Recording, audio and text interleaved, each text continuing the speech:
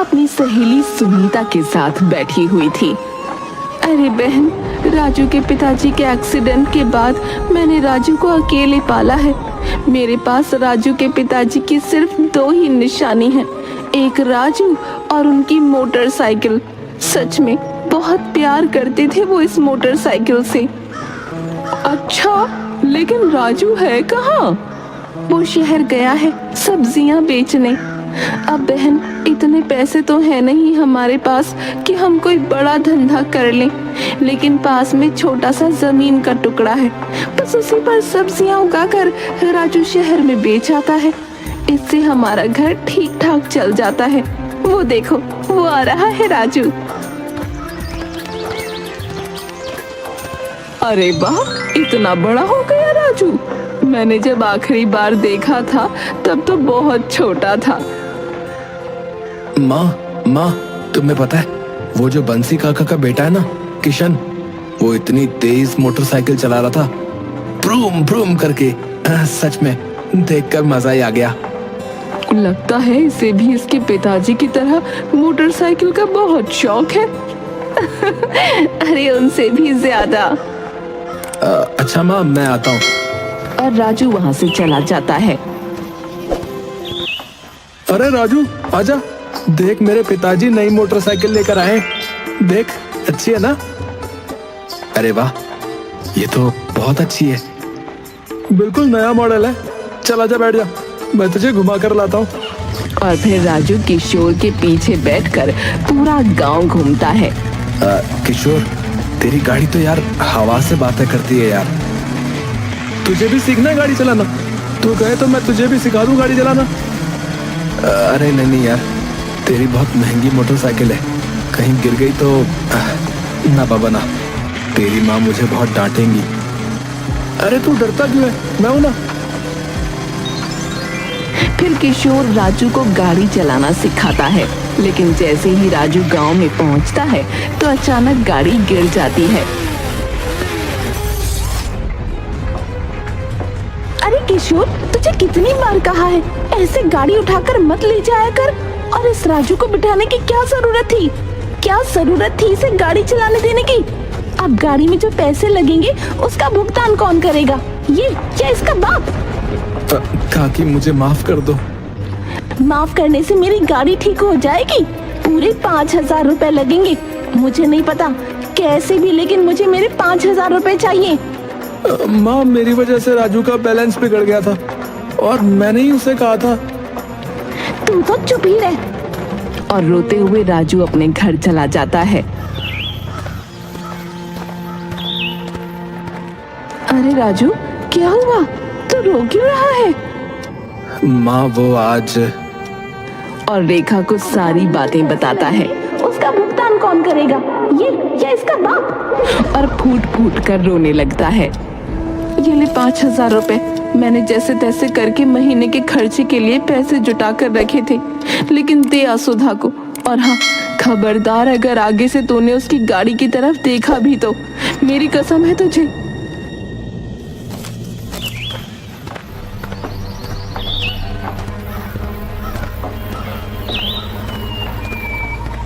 ये लो काकी, 5,000 रुपए।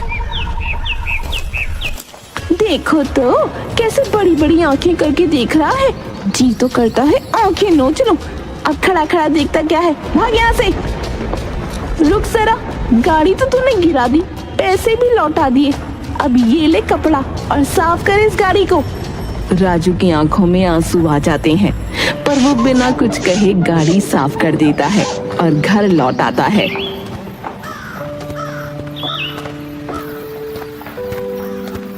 क्या हुआ? पैसा तो दे आया ना, तो अब क्यों उदास है? अपनी माँ से कुछ नहीं कहता और चुपचाप सब्जियां उठाकर शहर ले जाता है। आज तो पूरे महीने के पैसे खत्म हो गए, लेकिन अब क्या करेंगे? माँ को क्या खिलाऊंगा और घर कैसे चलेगा?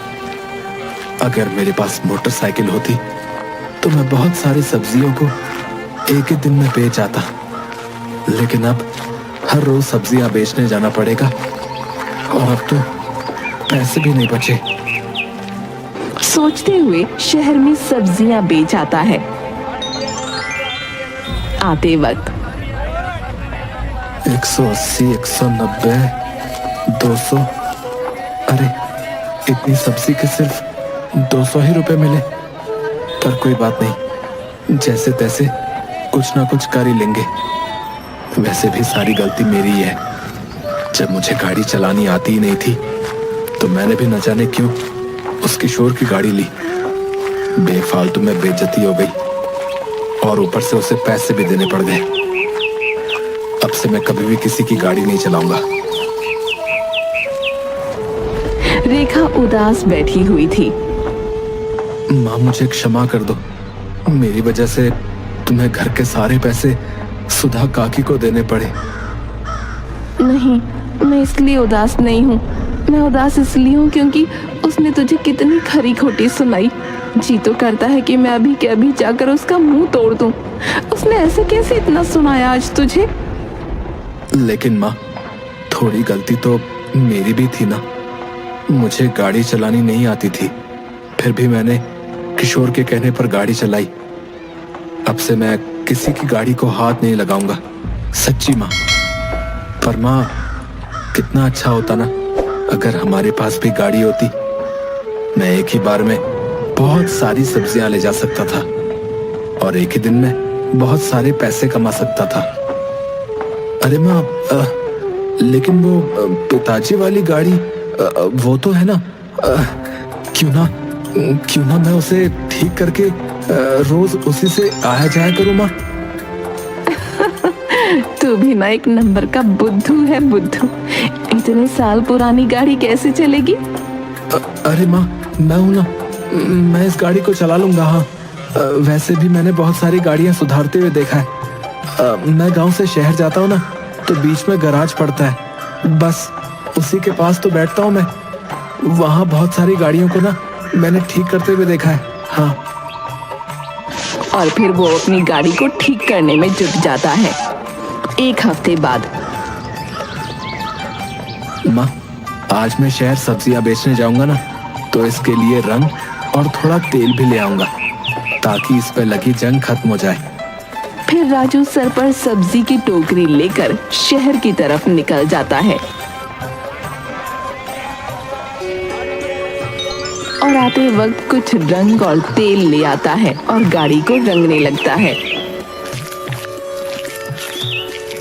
माँ देखो, लग रही है ना बिल्कुल नई जैसी। अब मैं भी सुधा काकी के सामने से गाड़ी लेकर जाऊंगा और सबको बताऊंगा अपनी गाड़ी के बारे में। हाँ, अरे वो तो ठीक है, लेकिन गाड़ी घुमाने के लिए पेट्रोल लगता है और पेट्रोल तो सोने से भी ज्यादा महंगा हो गया है।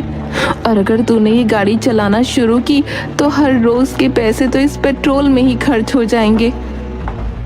अरे हाँ, ओहो, ये तो मैंने सोचा ही नहीं।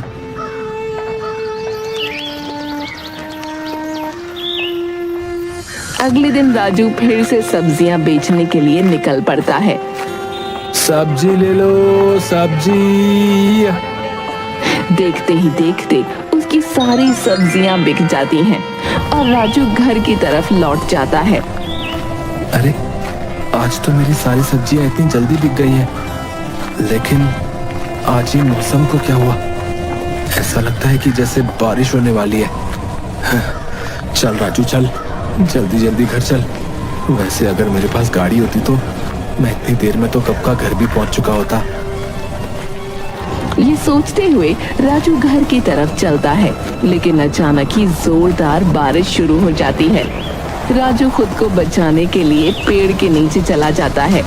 तभी उसे ओम की आवाज आती है।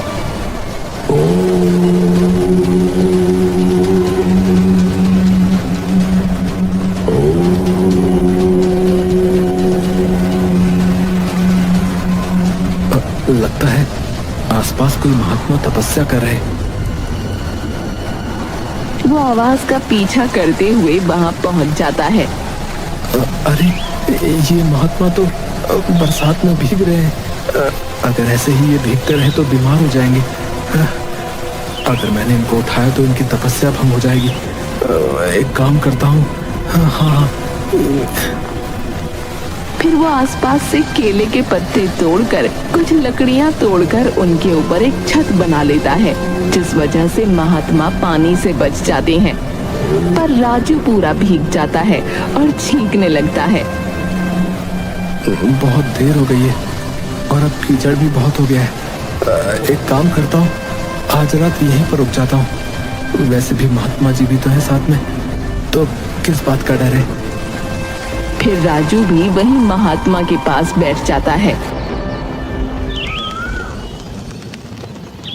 अगली सुबह जब महात्मा की आंखें खुलती हैं, तो वो पास में राजू को देखते हैं। अरे ये बालक कौन है? अरे इसका तो पूरा शरीर तप रहा है।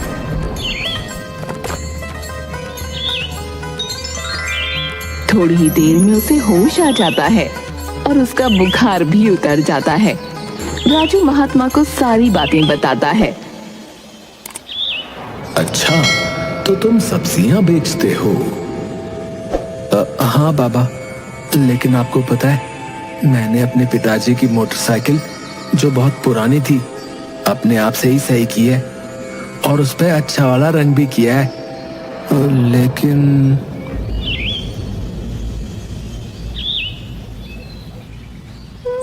बोलकर ये बालक चुप क्यों हो गया?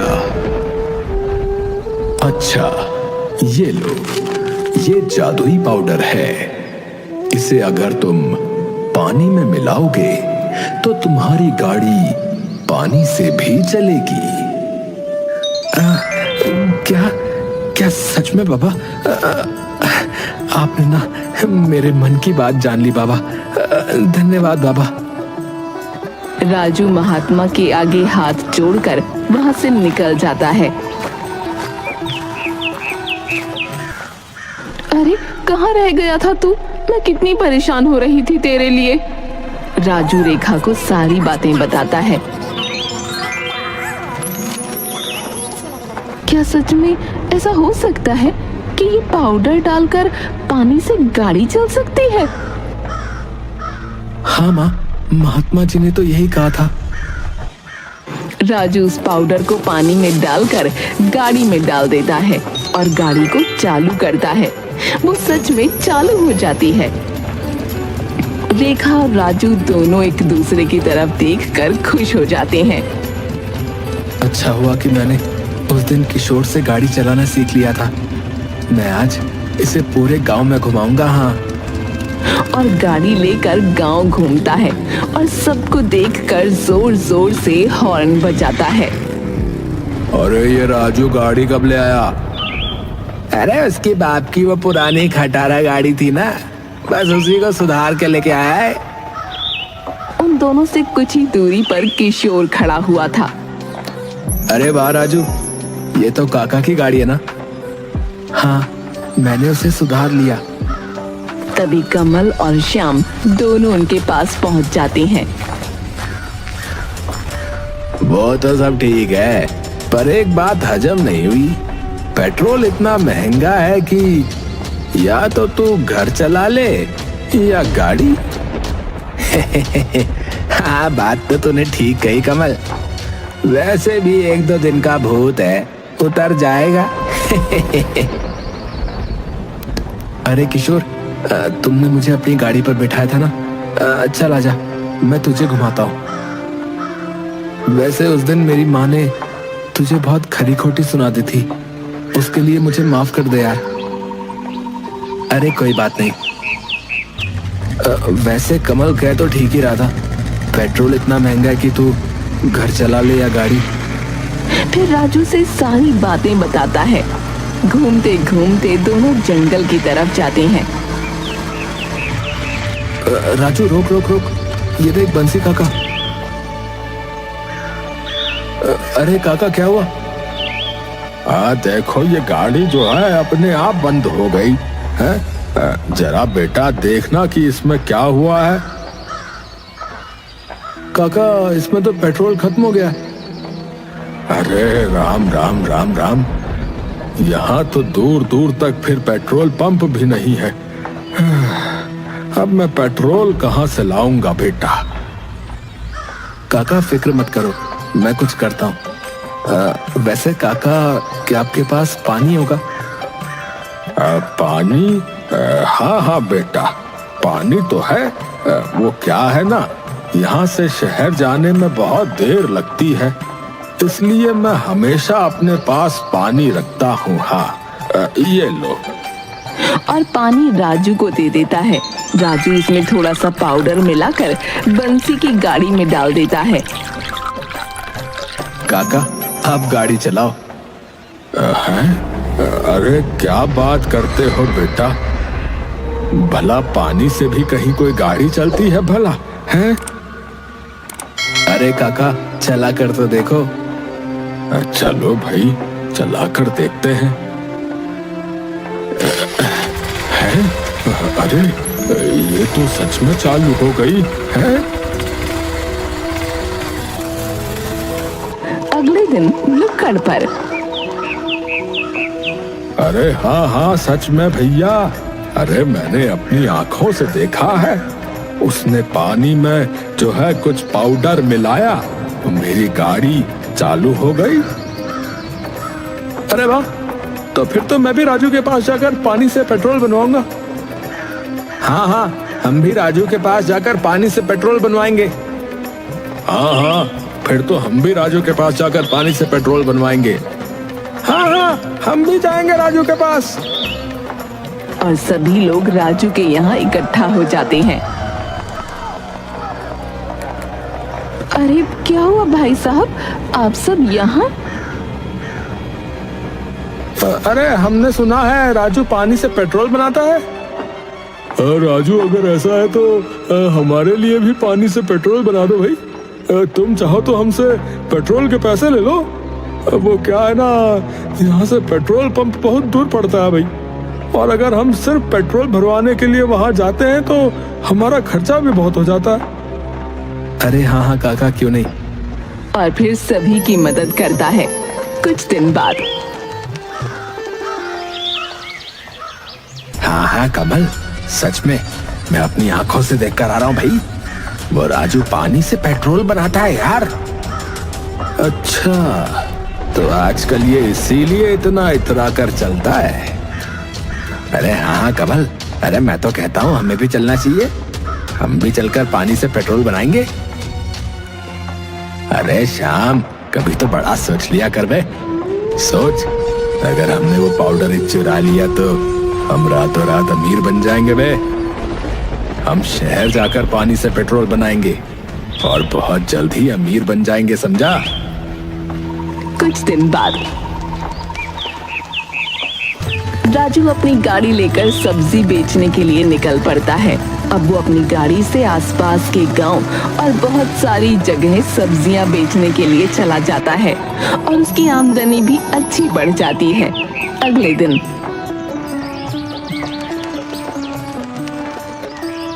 माँ, मैं सब्जियां बेचने जा रहा हूँ। आराम से जाना और जल्दी वापस आना।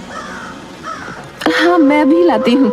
हर रोज की तरह राजू अपनी गाड़ी में पेट्रोल की जगह पानी डालकर वो पाउडर डाल देता है और सब्जियां बेचने के लिए चला जाता है। और रेखा वो पाउडर घर में कहीं रख देती है और ये सब कमल और श्याम देख लेते हैं। रेखा पाउडर को रखकर पानी भरने चली जाती है। ओए श्याम, ये बहुत ही सही मौका है, चल हम वो पाउडर चुराकर अपनी गाड़ी को पानी से चलाएंगे, चल, और शहर में भी बेचेंगे और फिर बहुत अमीर बन जाएंगे, समझा? हाँ हाँ, और नहीं तो क्या, ये भिखारी राजू अगर ये पानी से पेट्रोल बना सकता है तो हम भी तो बना सकते हैं। और दोनों खुश होकर वो पाउडर चुरा लेते हैं।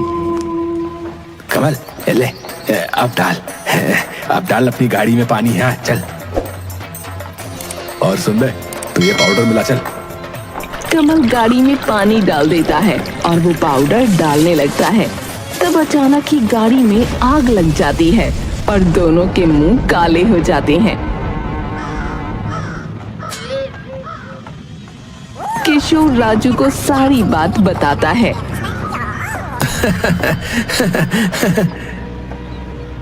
अरे तू हंस क्यों रहा है?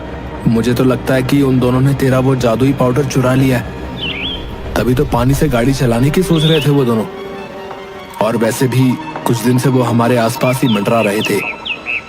अरे मुझे पहले से इनके इरादों पर शक था, क्योंकि ये बहुत दिनों से मेरा पीछा कर रहे हैं। इसलिए मैंने एक पुड़िया में दूसरा पाउडर बांध कर रख दिया था, जिसे पानी में डालते ही आग लग जाती है। और देखो, उन दोनों को अपने किए का फल मिल गया है। अच्छा, ये तो बिल्कुल सही किया तुमने। इसीलिए तो कहते हैं बुरे काम का बुरा नतीजा।